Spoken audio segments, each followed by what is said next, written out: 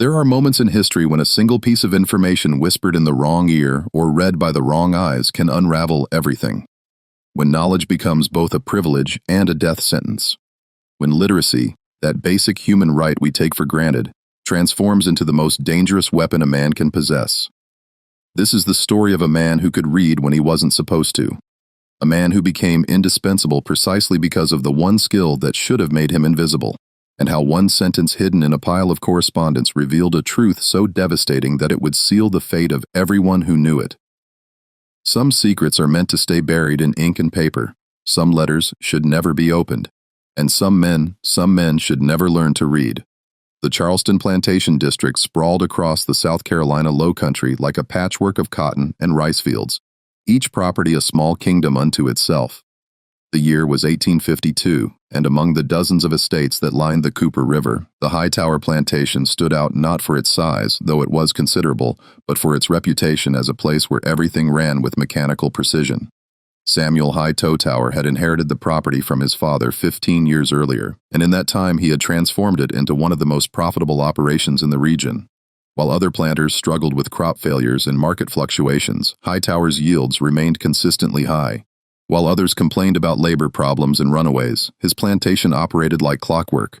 The secret, or so he told his peers at the Gentlemen's Club in Charleston, was efficiency, systems, order, and perhaps most importantly, finding the right person for the right task. Thomas was that person. Thomas was. He had arrived at the Hightower plantation as a child, purchased at auction in Charleston when he was barely 9 years old. The auction record listed him simply as boy, healthy, no defects. But there was something about the child that had caught Samuel Hightower's attention that day.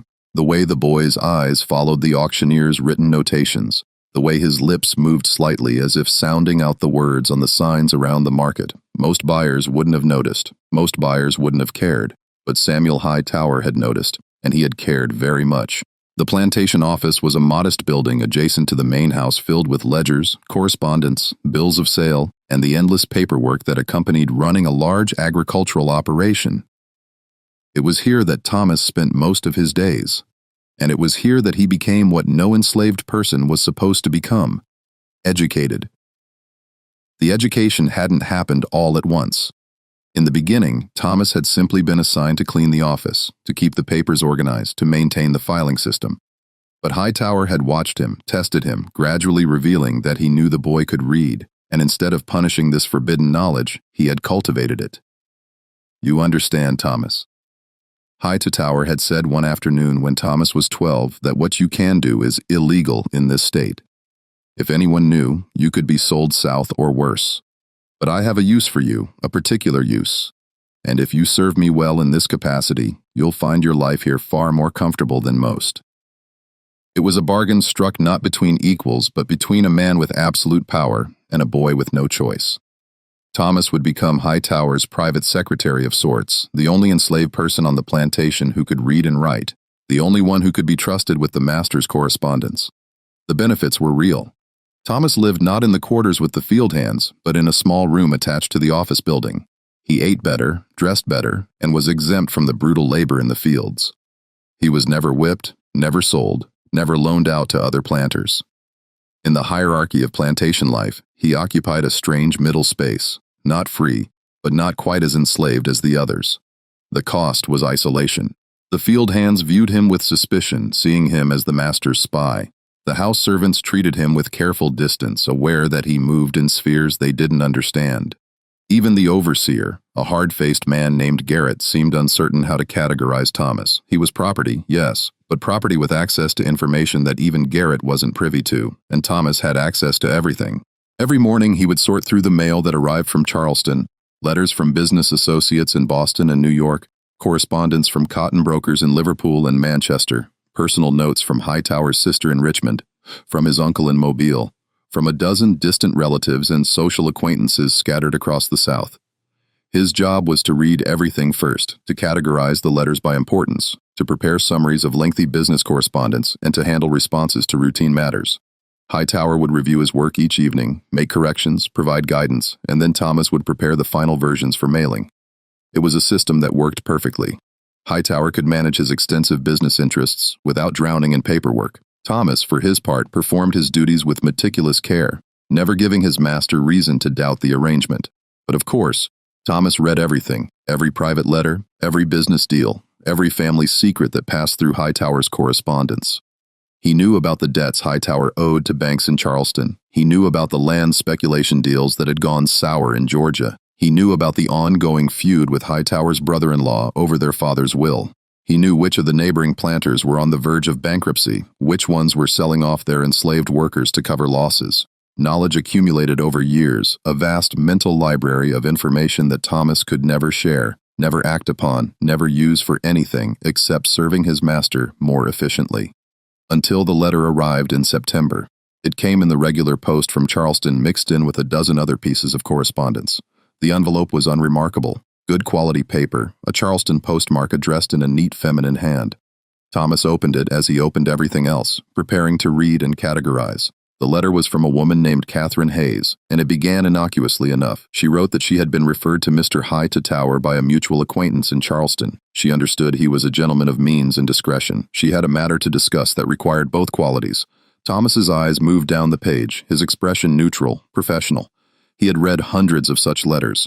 People were always approaching Hightower with business propositions, investment opportunities, requests for loans, or partnerships. But then came the sentence that changed everything.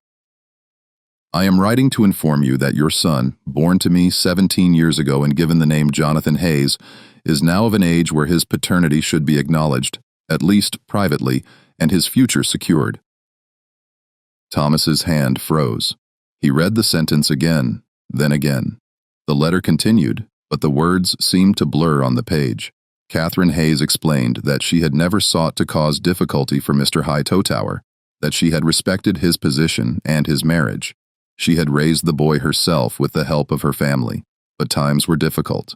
Her parents had both passed, and she thought it only right that Hightower should contribute to the boy's education and eventual establishment in society. She was not demanding public acknowledgement, she stressed. She understood the delicacy of the situation, but surely a man of Hightower's wealth could provide some financial support. Surely he had some feeling for the child he had fathered. The letter was polite, almost apologetic in tone.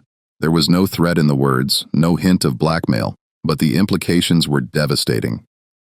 Samuel Hightower had a son, a white son, born out of wedlock to a woman in Charleston.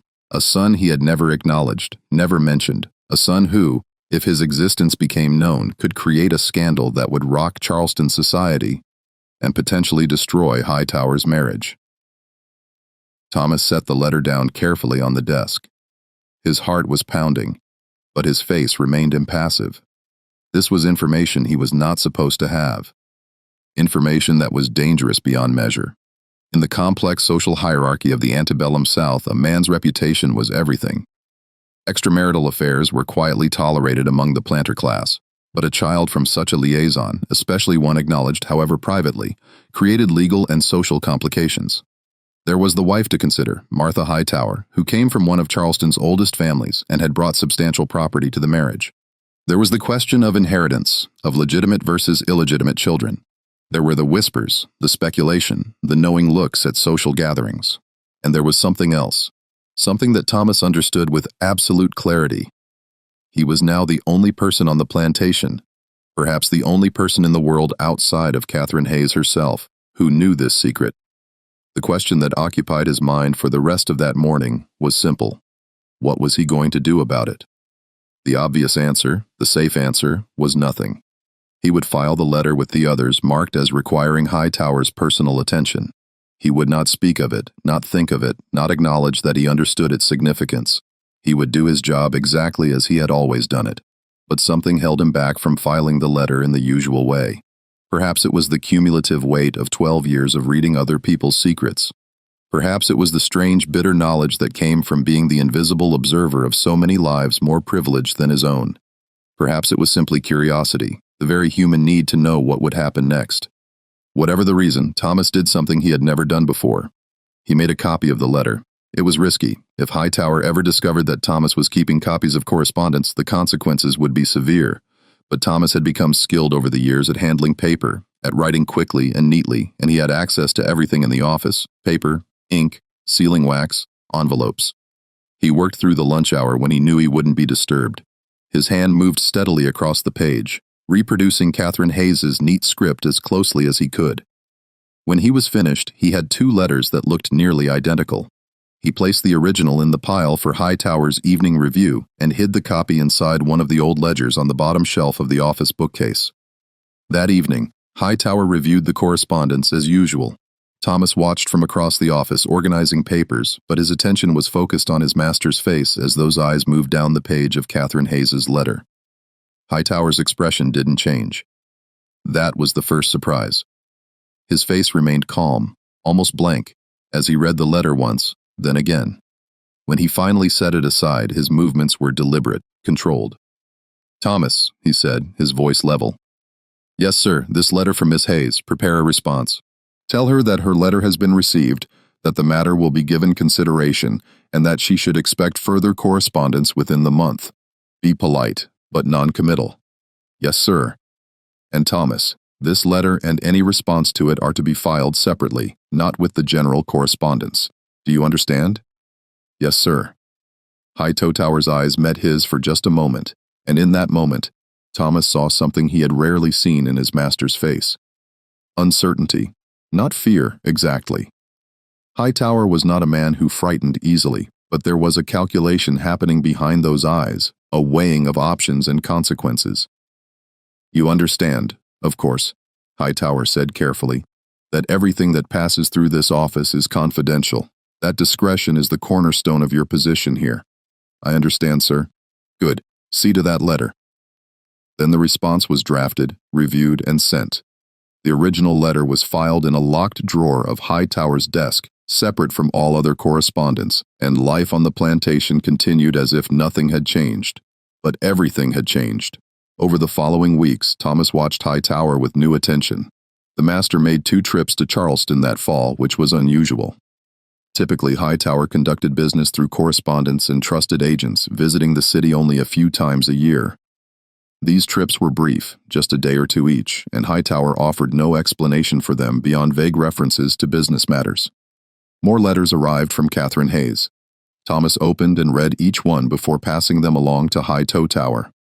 The tone of the letters shifted gradually from polite request to increasing concern.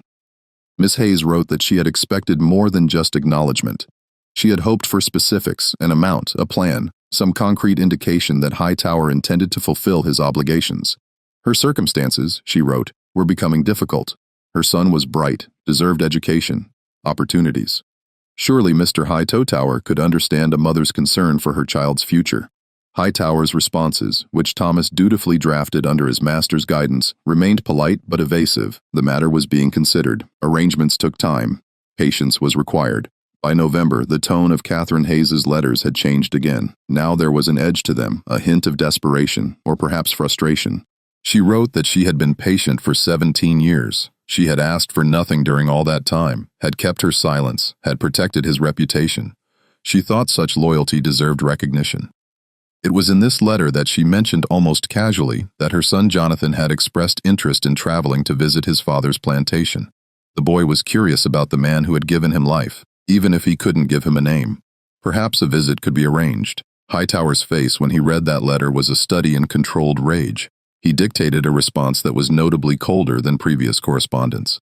Such a visit would be impossible, he wrote, entirely inappropriate. Miss Hayes needed to understand that there were boundaries to what could be accommodated, limits to what discretion allowed. Thomas copied that letter too, adding it to his secret archive in the ledger. The response from Catherine Hayes came 2 weeks later, and it was the shortest letter yet. Just 3 sentences. "I see that I have misjudged your character. I believed you to be a man of honor. Perhaps I was wrong." Hightower crumpled that letter in his fist after reading it, then smoothed it out again carefully and filed it away. He said nothing to Thomas, gave no instructions for a response, but Thomas could see the tension in his shoulders, the tightness around his eyes. Something was going to happen. Thomas could feel it in the atmosphere of the office, in the way Hightower now seemed to view every piece of correspondence with suspicion in the frequency of his visits to Charleston. In December, Garrett, the overseer, received orders to hire additional guards for the plantation. This was unusual. The plantation had never had more than 2 men serving in that capacity, and their duties were primarily to patrol the property at night, to watch for runaways or unauthorized visitors. Now suddenly, there were 4 guards, and they seemed to be paying particular attention to the main road that led to the plantation entrance. Thomas heard the whispers among the house servants. There had been threats, they said. Someone had written to the master demanding money, thieves or criminals of some kind. That's why the guards had been hired. But Thomas knew better. He knew exactly what Hightower was afraid of. The day before Christmas, a man arrived at the plantation gate. He was young, perhaps 17 or 18, well-dressed in the manner of Charleston's middle class. He told the guards that his name was Jonathan Hayes, and he wished to speak with Mr. Hightower on a matter of personal importance. The guards, following their instructions, turned him away. They were polite, but firm. Mr. Hightower was not receiving visitors. If Mr. Hayes had business to discuss, he should conduct it through proper channels, through correspondence. The young man argued. He said he had traveled from Charleston specifically for this meeting. He said it was a matter that could not be discussed in letters. He said, and Thomas heard this third hand from one of the house servants who had heard it from one of the guards. He said that he was family. The guards escorted him off the property. He left, but not before standing at the gate for a long moment, staring up the tree-lined drive toward the main house he would never enter. Thomas learned about the incident that evening from Hightower himself. There was a situation at the gate today, Hightower said, his voice carefully neutral, a young man claiming to be related to the family. The guards handled it appropriately. I see, sir, Thomas replied. If anyone should inquire about the incident, any of the servants, anyone at all, you are to say that it was a confused young man, perhaps touched by madness or strong drink, you understand? Yes, sir. Good. But Hightower's hand shook slightly as he poured himself a glass of whiskey that evening, and Thomas noticed. The letter that arrived in January was different from all the others. It came not from Catherine Hayes, but from a law office in Charleston, Blackwell and Sons, attorneys at law. Thomas's blood ran cold as he read it. The letter was formal, written in the dry legal language of professional correspondence. It informed Mr. Hightower that the firm was now representing Miss Catherine Hayes and her son Jonathan Hayes in a matter concerning paternity and financial support. The letter outlined in precise legal terms the evidence Miss Hayes possessed. Letters from Hightower written years earlier, letters Thomas had never seen from before he had come to work in the office. Testimony from witnesses who could place Hightower and Miss Hayes together during the relevant time period. And the physical resemblance between Jonathan Hayes and the Hightower family. The letter stated that Miss Hayes did not wish for public scandal. She remained willing to settle the matter privately, but she required concrete action, formal acknowledgement of paternity in a legal document, a substantial sum to cover the costs of Jonathan's upbringing and education, and provisions for Jonathan's future. If these terms were not met within 30 days, the letter concluded, Miss Hayes would be forced to pursue the matter through the courts, and the details would necessarily become a matter of public record. It was blackmail, dressed up in legal language, polite blackmail, perhaps, but blackmail nonetheless. Thomas filed the letter as instructed and waited for Hightower's reaction that evening. There was a long silence in the office after Hightower finished reading. The only sound was the ticking of the grandfather clock in the corner and the scratch of Thomas's pen as he worked on routine correspondence at the side desk. Thomas Hightower finally said, his voice strange distant, Yes, sir. How long have you worked in this office? The question caught Thomas off guard. 12 years, sir. Since I was 12 years old. 12 years, Hightower repeated. And in all that time, have you ever betrayed a confidence? Ever spoken of the business that passes through this room? No, sir, never. No, Hightower agreed. You've been perfectly loyal, perfectly discreet, which is why I find myself in an unusual position, Thomas. I need to trust you with something that goes beyond our usual arrangement.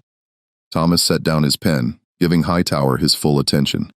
This matter with the Hayes woman, Hightower continued. It's complicated, messy, the kind of thing that can destroy a man if it's not handled properly. He paused, seeming to choose his words carefully. I need someone who can travel to Charleston on my behalf. Someone who can deliver a message or perhaps retrieve something. Someone who won't ask questions or speak of what they've seen or heard. I understand, sir. Do you? Hightower's eyes were sharp now, calculating. Because what I'm about to ask you to do, it's outside the normal scope of your duties. It may require you to be clever, to think on your feet, and it absolutely requires your complete silence. Thomas nodded slowly. What would you need me to do, sir? Hightower stood and walked to the window, looking out over the dark plantation grounds. I need you to deliver a response to the lawyers in person, not through the mail. And I need you to make it clear, very clear, that I will not be extorted. That if Miss Hayes wishes to pursue this matter in court, she should understand that the full weight of the Hightower name and resources will be brought to bear, that such a course would be ruinous for her and her son. You want me to threaten them, sir? I want you to make them understand reality, Hightower corrected. Miss Hayes has lived a comfortable life in Charleston because I have provided for her quietly over the years. She owns her house because I arranged the purchase. She has enjoyed a certain social position because I ensured she had the means to maintain it. If she chooses to make this matter public, all of that ends. She'll be revealed as a woman who carried on an affair with a married man who conceived a child out of wedlock. Her son will be labeled a bastard. They'll both be ruined socially, and I'll make certain they're ruined financially as well. Thomas listened carefully, his face neutral, but his mind was racing. This was a side of Hightower he had never seen so directly. The cold calculation, the willingness to destroy those who threatened him. I'll need papers, Thomas said carefully. Travel documents explaining why I'm going to Charleston, a letter of introduction to the lawyers perhaps, so they'll agree to meet with me. All of that will be arranged, Hightower assured him. You'll travel under the guise of conducting routine business for the plantation. As far as anyone else knows, you're simply picking up supplies or delivering crop samples, but your real purpose will be to deliver my message to the Blackwell firm and to gauge their seriousness. If they're reasonable, there may be room for a small settlement, something that satisfies Miss Hayes without acknowledging anything publicly. If they're intransigent, well, then we move to other strategies. When would you want me to leave, sir? Tomorrow, Hightower said. The response needs to be delivered before the 30-day deadline they've imposed. I'll have everything ready for you in the morning.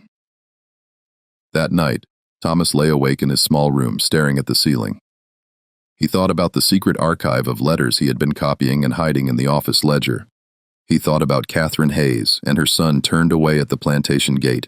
He thought about the power dynamics that governed his entire existence.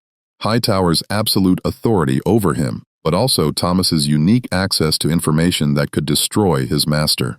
For the first time in his life, Thomas began to consider the possibility of leverage. He wasn't planning escape.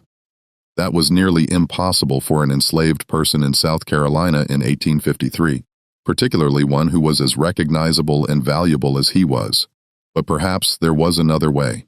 Perhaps the information he possessed, carefully used, could be transformed from mere knowledge into something more tangible. Security, protection, maybe even eventual freedom.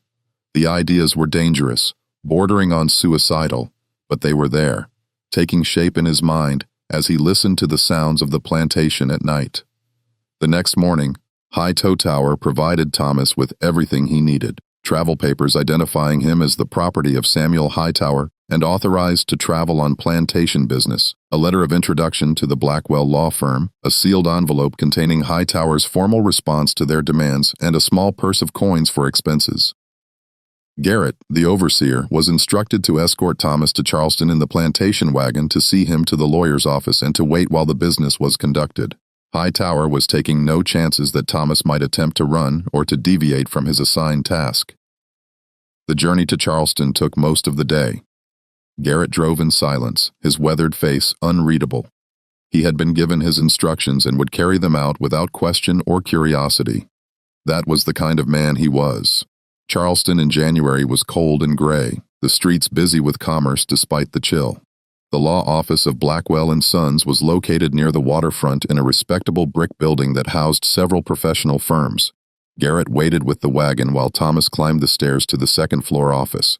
The clerk who greeted him was a young white man who looked at Thomas with undisguised suspicion and curiosity. It was unusual, after all, for an enslaved person to arrive at a law office with business to conduct. I'm here on behalf of Mr. Samuel Hightower, Thomas explained, showing the letter of introduction. I have a response to the correspondence sent to Mr. Hightower regarding the Hay matter. The clerk's eyebrows rose. I see. Wait here. He disappeared into an inner office, and Thomas heard low voices in discussion. After a few minutes, an older man emerged, one of the Blackwell partners, Thomas assumed.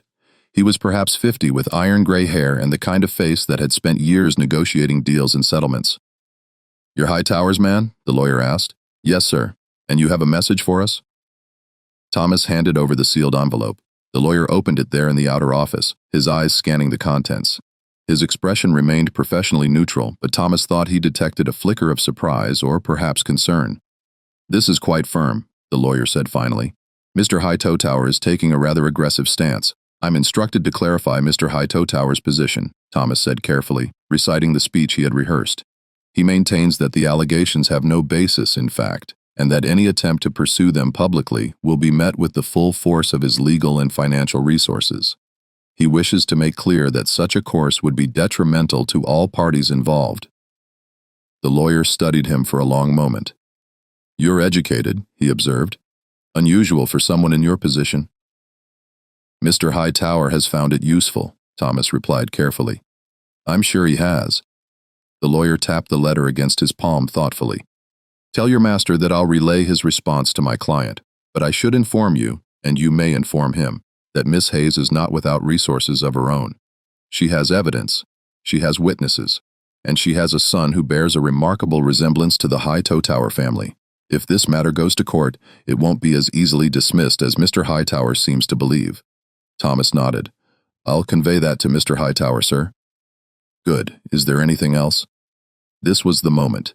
Thomas knew he should simply leave, return to Garrett and the wagon, complete his mission exactly as instructed, but instead he heard himself say, "I wonder, sir, if it would be possible for me to speak briefly with Miss Hayes herself." The lawyer's eyes narrowed. "Why would you want to do that?"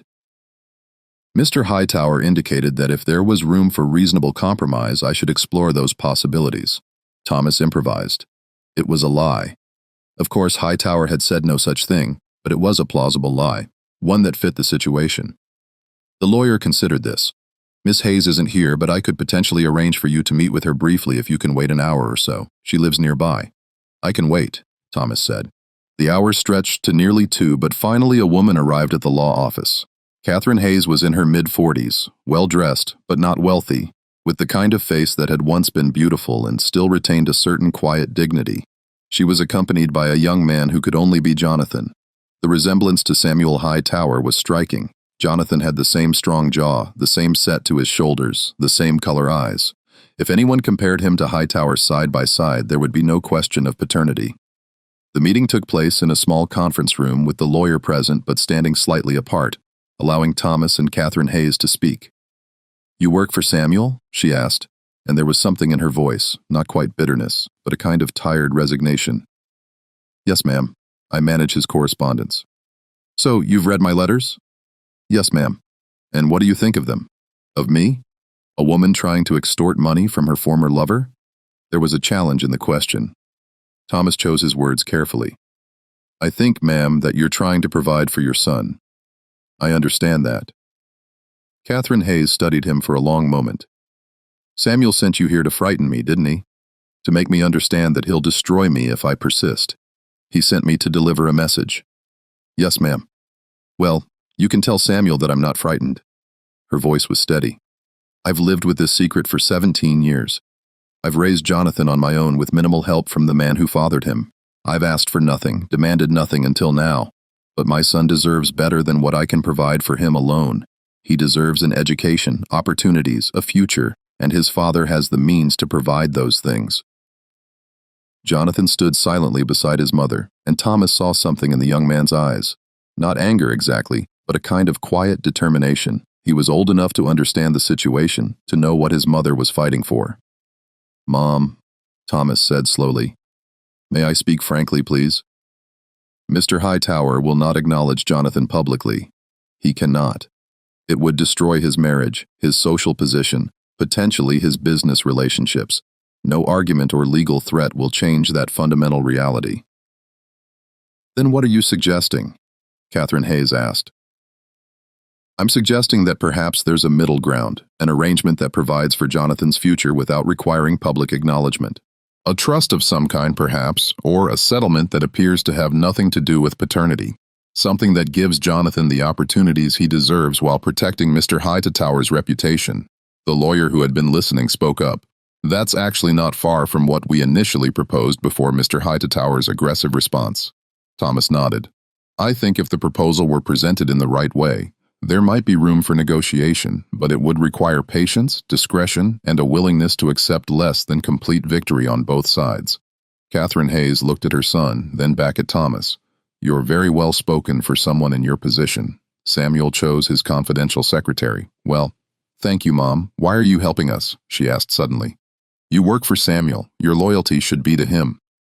It was a fair question, and Thomas didn't have a simple answer. I'm not sure I'm helping anyone, ma'am. I'm simply trying to prevent a situation that would hurt everyone involved, including Mr. Hightower. That much was true, at least partially. But there was another truth beneath it, one Thomas was only beginning to acknowledge to himself. He was tired of being invisible, of accumulating knowledge he could never use, of watching other people's lives and dramas unfold while his own life remained static, controlled, owned. This situation, dangerous as it was, represented something else. It represented possibility. Thomas left the law office with a promise that he would speak to Hightower about alternative approaches to settlement. Garrett drove him back to the plantation in the same taciturn silence as before, unaware that the meeting had gone far beyond a simple delivery of a message. When Thomas reported to Hightower that evening, he carefully edited his account. He described the lawyer's reception of Hightower's letter, conveyed the warning that Miss Hayes had evidence and witnesses, and suggested that a settlement carefully structured to avoid any admission of paternity might be the most practical solution.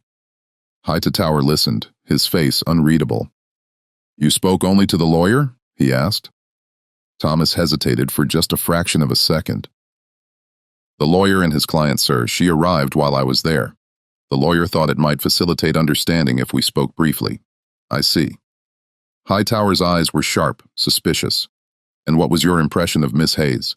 She's determined, sir, but I believe she's also practical. She wants security for her son, not scandal. If that security can be provided without public acknowledgement, I think she would accept such an arrangement. And you came to this conclusion based on a brief conversation. Based on the tone of her letters, the lawyer's comments, and yes, the conversation. Sir, Hightower stood and walked to the window again, that same position he had taken during their previous difficult discussion. You've been useful today, Thomas, more useful than I expected. But I need you to understand something clearly. This matter is extremely delicate. The wrong word to the wrong person could be devastating.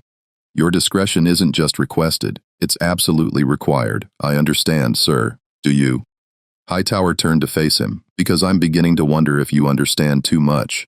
If your access to my correspondence has given you ideas, ambitions, perhaps the moment stretched between them, dangerous and charged.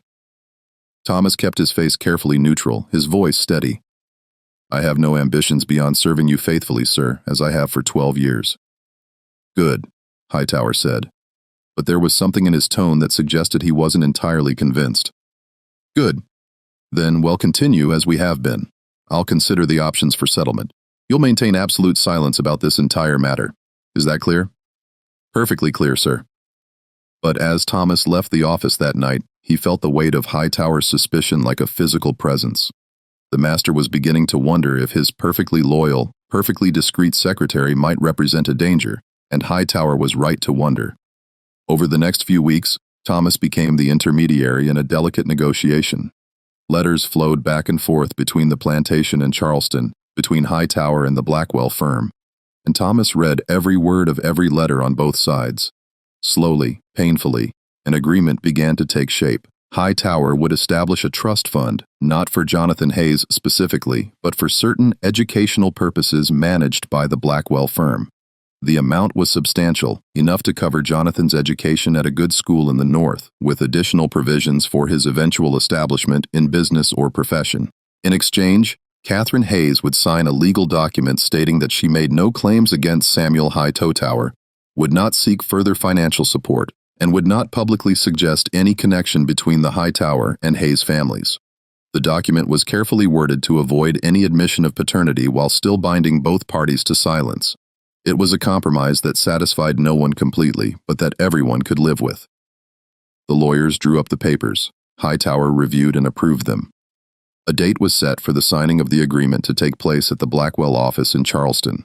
Thomas was instructed to attend the signing to witness the signatures and ensure that all documents were properly executed. This time, he would travel alone. Hightower evidently had decided that Garrett's presence was unnecessary, or perhaps he simply wanted the whole matter concluded as quietly as possible. The morning of the signing, Hightower called Thomas into the office before dawn. "This matter will be concluded today," Hightower said. "After this, I don't want to hear the name Catherine Hayes or Jonathan Hayes ever again. The papers will be signed, filed with the lawyers, and forgotten. Do you understand?" "Yes, sir." "And Thomas, once this is done, I think it would be wise for us to make some changes to how the office operates. I've been thinking that perhaps you've taken on too much responsibility. Perhaps it would be better to distribute some of those duties among other staff. You could focus on simpler tasks, the kind that don't require you to read quite so much of my correspondence." The message was clear. Hightower no longer trusted him with full access to the correspondence. The master was beginning to see his educated slave as a liability rather than an asset. Thomas felt something cold settle in his chest, but he kept his voice level. "As you think best, sir." "I do," Hightower said. "But let's get through today first. Complete this task satisfactorily, and we'll discuss the new arrangements when you return." Thomas made the journey to Charleston with a sense of foreboding. He carried the signed documents from Hightower, the authorization for the trust fund, all the papers necessary to conclude the agreement. But he also carried the copies he had made of all the correspondence hidden in the lining of his jacket. The signing took place in the conference room of the Blackwell office. Catherine Hayes was there, dressed in her best clothes, looking both relieved and sad.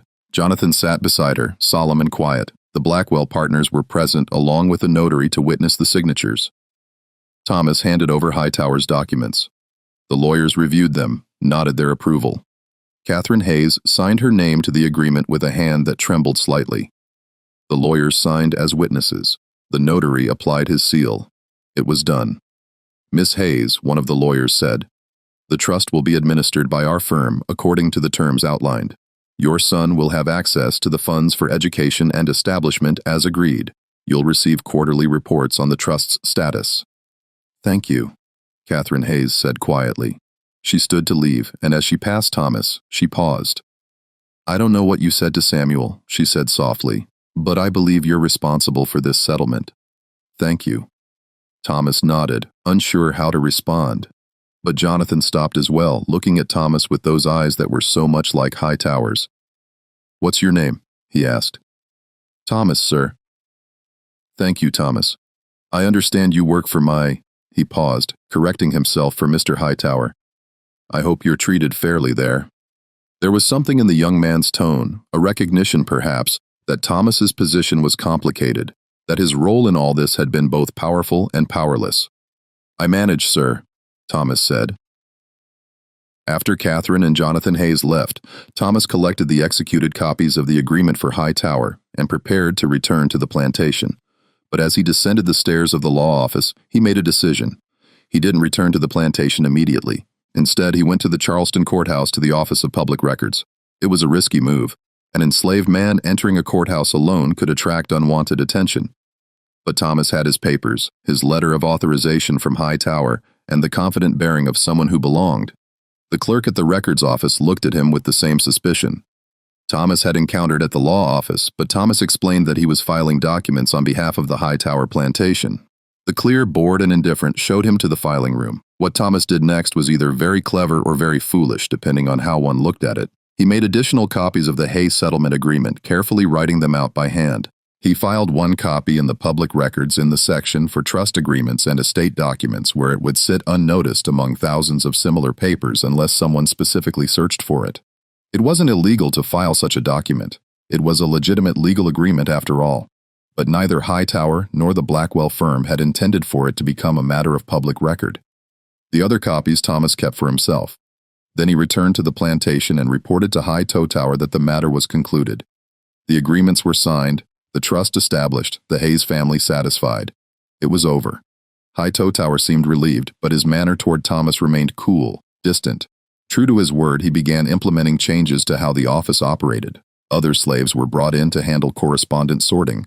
Thomas was relegated to simpler filing tasks, physical organization of papers, maintenance of the office. He still read, but he no longer had unfettered access to all of Hightower's business and personal correspondence. The master was limiting his slave's knowledge, reducing his power.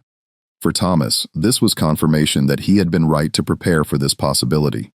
The copies he had made, the documents he had carefully hidden, were his insurance policy, not something to be used lightly or rashly, but something to have just in case.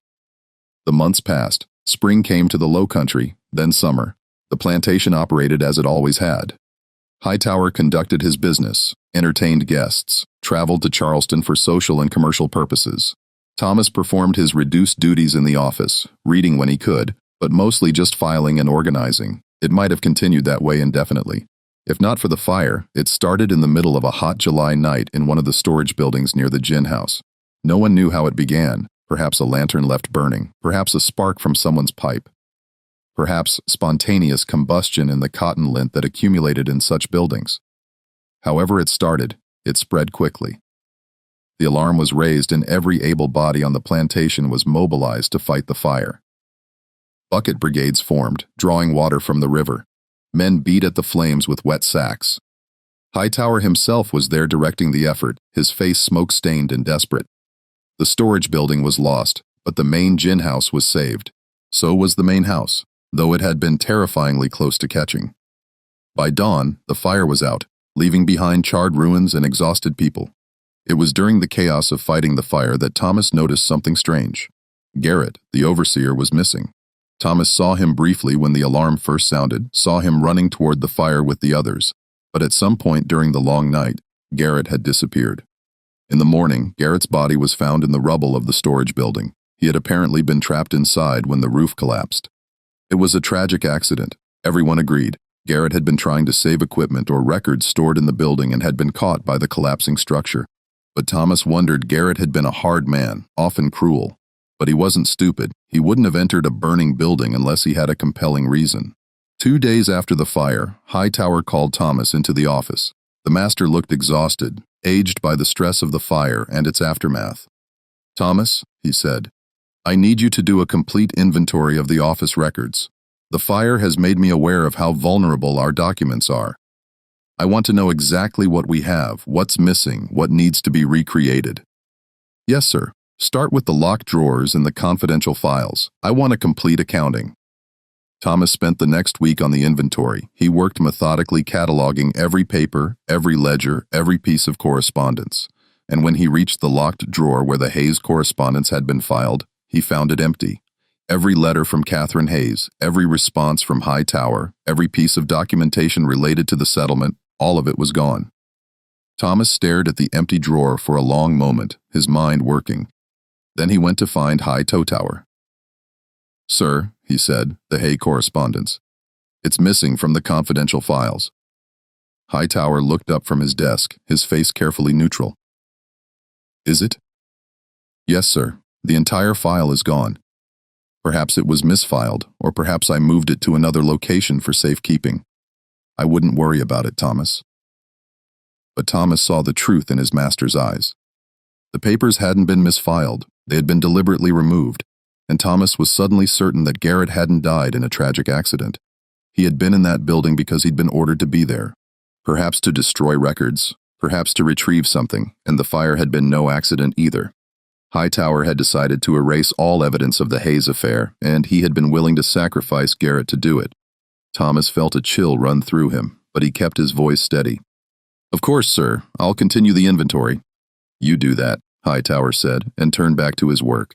That night, Thomas lay awake, thinking about his hidden copies of the correspondence, about the documents he had filed in the Charleston courthouse. He had thought of them as insurance, as leverage. Now he realized they were something else. They were evidence of a crime. If Hightower had murdered Garrett to cover up the Hayes affair, then Thomas possessed the proof of what the master had been so desperate to hide. The letters showed the timeline, the motive, the master's growing desperation, as Catherine Hayes persisted in her demands. But what could Thomas do with that knowledge? He was an enslaved man. He had no legal standing, no right to testify in court against a white man, no way to bring charges or seek justice. The information that might have been powerful in free hands was nearly worthless in his. Nearly, but not quite, because there were people who would be very interested in such information. Catherine Hayes, for instance, the Blackwell law firm. Perhaps even Martha Hightower, the wife who had been betrayed. Information might not be power in the direct sense, but it could be currency in the right circumstances. Thomas began to formulate a plan. It was dangerous, perhaps suicidal. But he was beginning to realize that his position was already precarious. Hightower no longer trusted him, no longer valued him as he once had. And if the master was capable of murdering Garrett to protect his secrets, what would he do to the slave who actually knew those secrets? In September, Thomas found his opportunity. Hightower was traveling to Richmond for business, a trip that would keep him away for at least a week. Before leaving, he gave Thomas instructions for routine matters to be handled in his absence. "I'll be staying with my sister, Mrs. Fairmont," Hightower said. "If anything urgent arises, you can send correspondence there. Otherwise, maintain the regular operations until I return." "Yes, sir." The day after Hightower left, Thomas went to Garrett's widow, a worn woman who had lived in a small house at the edge of the plantation. She had been given a small pension after Garrett's death, enough to survive, but not much more. "Mrs. Garrett," Thomas said, "I need to ask you something about your husband." "About the night of the fire?" She looked at him with tired, suspicious eyes. "What about it? Did he say anything to you that evening? Anything about what he was planning to do? Why do you want to know?" Thomas hesitated, then decided on honesty. "Because I don't think his death was an accident. I think he was doing something for Mr. Hightower, something dangerous, and the fire was part of it." Mrs. Garrett stared at him for a long moment. Then slowly she nodded. "He said Mr. Hightower had asked him to take care of something that night, some papers that needed to be gotten rid of. He was supposed to burn them in the storage building, make it look like they were lost in an accident with a lamp. But something went wrong. The fire spread too fast and he couldn't get out." "Did he say what papers?" "No, just that they were important, that Mr. Hightower didn't want anyone to find them." Her voice broke. "My husband died protecting that man's secrets. And what did I get for it? A pittance of a pension and this shack to live in. Would you be willing to tell this to someone else?" Thomas asked. "Someone who might be able to do something about it. Who would listen to me or to you? We're nothing. Hightower owns this plantation, owns everyone on it. Who's going to take our word over his? Maybe no one," Thomas admitted, "but maybe it's worth trying." He left Mrs. Garrett to think about it and made his way back to the office. There, he carefully retrieved his hidden copies of the Hayes correspondence from their hiding place in the old ledger. He also drafted a letter addressed to the Blackwell law firm in Charleston, explaining what he believed had happened to Garrett and why. It was a letter that could get him killed if it was intercepted, but it was also his only chance to use what he knew before Hightower decided to eliminate the risk Thomas represented. He had one of the house servants, a woman named Mary, who sometimes traveled to Charleston to purchase supplies, deliver the letter for him, telling her only that it was urgent business correspondence that needed to reach the law office immediately. Then he waited. The response came faster than he expected. 3 days after Mary delivered the letter, a carriage arrived at the plantation. It contained not lawyers, but a county magistrate and 2 deputies. They asked to speak with Thomas. The interview took place in the plantation office, the very room where Thomas had spent so many years reading Hightower's correspondence. The magistrate was a heavy-set man with shrewd eyes, and he listened carefully as Thomas explained what he knew. "These are serious allegations," the magistrate said when Thomas finished. "You're accusing Mr. Hightower of murder based on what? The word of Garrett's widow, some missing correspondence, the fact that papers were destroyed in a fire." "Based on the pattern, sir," Thomas said carefully. "The Hay affair, the increasing pressure, the sudden fire that conveniently destroyed the evidence and Garrett's death. It's all connected, and you have proof of this." Thomas handed over the copies of the correspondence. The magistrate read through them slowly, his expression growing more serious. "Where did you get these?" "I made copies, sir. Part of my duties was to maintain records.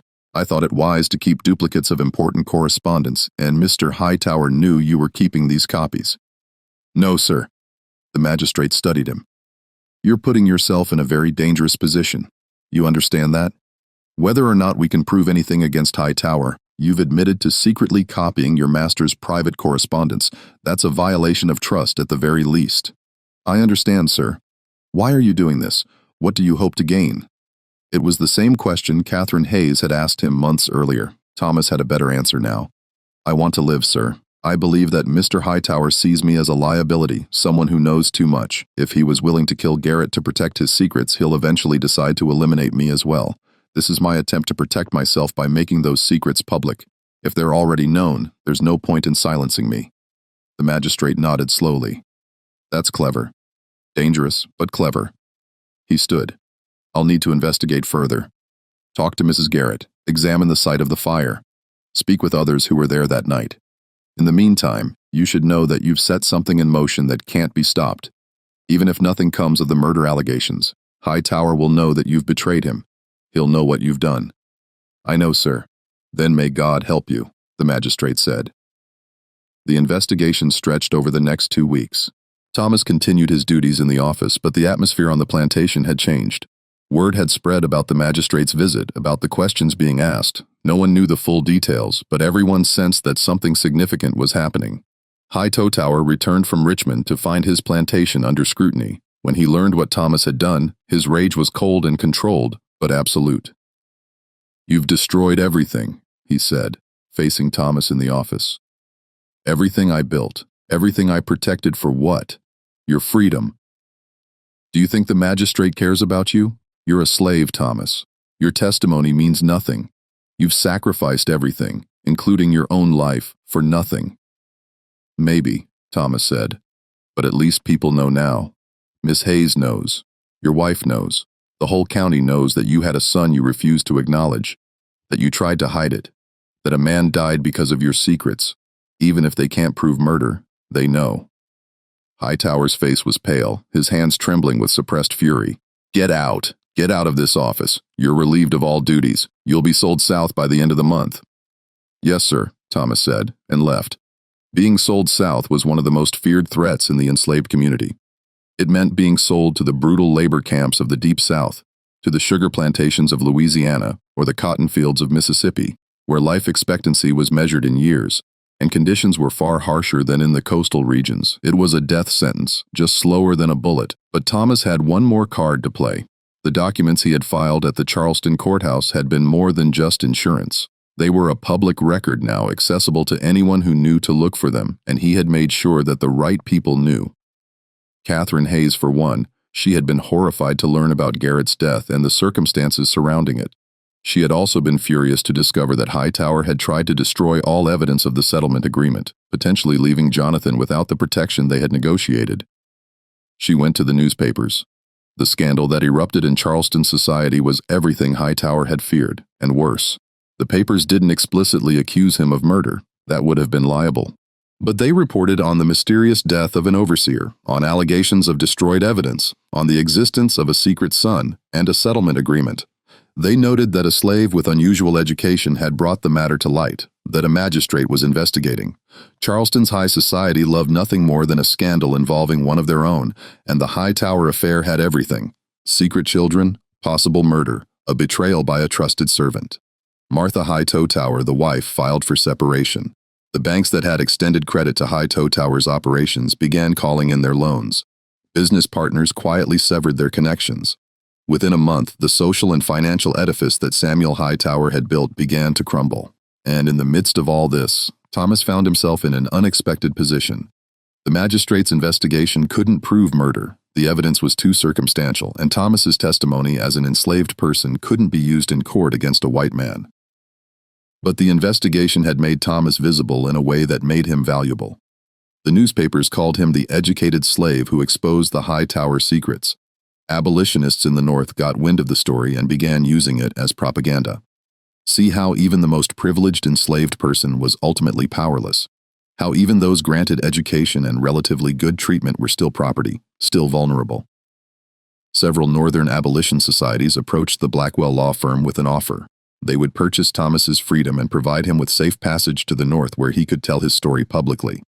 Hightower, desperate for cash as his empire collapsed and eager to be rid of the slave who had destroyed him, agreed to the sale. In November of 1853, Thomas walked out of the Hightower plantation as a free man. He carried with him nothing but the clothes on his back and the knowledge he had accumulated over 12 years of reading other people's mail. The story could have ended there. A triumph of sorts. A slave who used forbidden literacy and carefully gathered information to secure his freedom, to bring down a cruel master, to expose injustice. But the reality was more complicated. Thomas traveled north, first to Philadelphia and then to Boston. The abolition societies that had purchased his freedom wanted him to speak at public meetings, to write his memoirs, to become a voice for the cause. And Thomas tried. He spoke at several meetings, told his story, described his years in the office reading correspondence, explained how he had gathered evidence of Hightower's affair and cover-up. But he found that Northern audiences wanted a different kind of story. They wanted tales of brutal physical abuse, of families torn apart, of escape and heroic flight to freedom. His story of relative privilege, of education, of manipulation and information rather than physical resistance didn't fit the narrative they expected. Moreover, Thomas discovered something uncomfortable about his own actions. Yes, he had exposed Hightower's secrets and secured his own freedom, but in doing so, he had also devastated Catherine Hayes and her son. The public scandal had ruined them socially. Catherine Hayes was forced to leave Charleston, ostracized by the community. Jonathan's hopes for education and establishment were complicated by being publicly known as an illegitimate child. Thomas had used their story as leverage for his own freedom, and they had paid a price for that. He tried to make contact with Catherine Hayes to apologize, to explain, but she refused to see him. He received a single letter from her, brief and cold. "You did what you needed to do to survive. I understand that, but please don't expect gratitude or forgiveness. You saved yourself at the expense of my son's future. That was your choice, and we all must live with it." As for Hightower, the former planter never recovered from the scandal. He sold the plantation at a loss, moved to a smaller property in the western part of the state, and died of a stroke 2 years later. His wife never reconciled with him. Thomas lived the rest of his life in Boston, working as a clerk and eventually as a teacher in a school for black children. He never wrote his memoirs despite continued requests from abolitionists. He kept the copies of the Hightower correspondence hidden away, never showing them to anyone. When he was older, a student once asked him if he regretted his actions, if he would do things differently given the chance. Thomas thought about it for a long time before answering. "I read a sentence," he finally said, "that changed my life. That gave me the opportunity to become free. But freedom came at a cost, not just to me, but to others who were caught up in the secrets I revealed. Was it worth it? I don't know. I'm here. I'm free. I'm alive. But I'm not sure I can call it justice. It's more like survival. And survival is rarely clean or simple."